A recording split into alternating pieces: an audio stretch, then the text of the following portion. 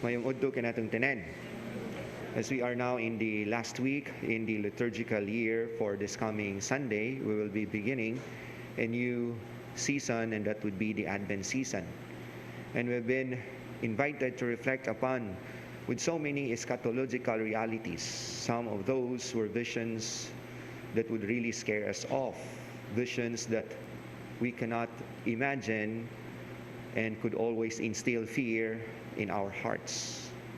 And even in the first reading of today's liturgy from the book of Revelation, we are told about the battle between the angel and the devil, as well as the vision on the judgment of the dead.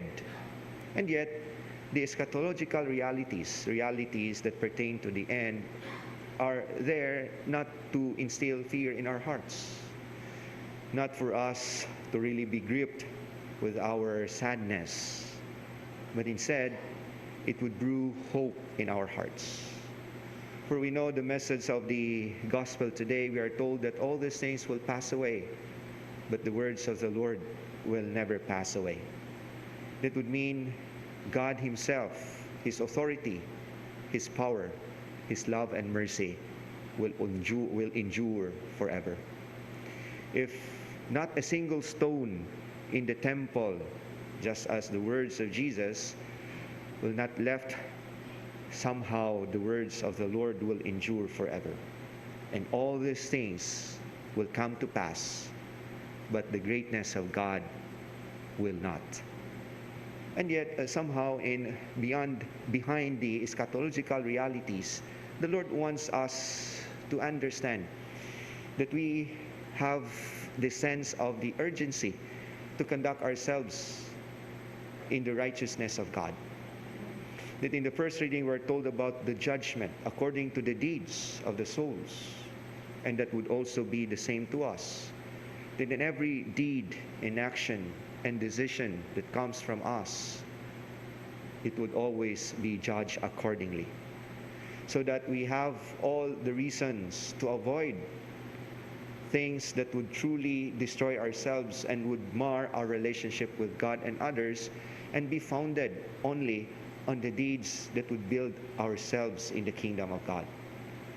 That we might find favor in the deeds that we have done and never to condemn us.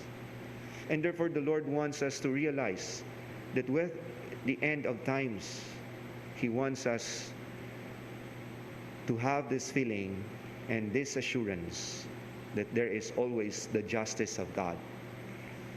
There is no love if not of the justice of God.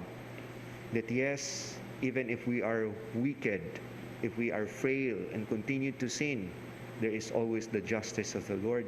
And we also have to remember that along that justice, there is the compassion and mercy and love of the Lord.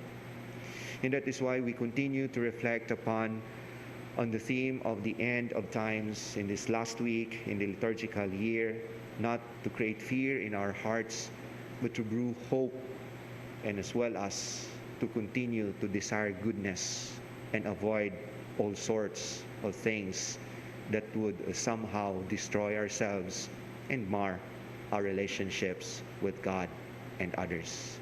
For all things will pass away, but the words of God, His love, His forgiveness, His mercy and compassion will never pass away.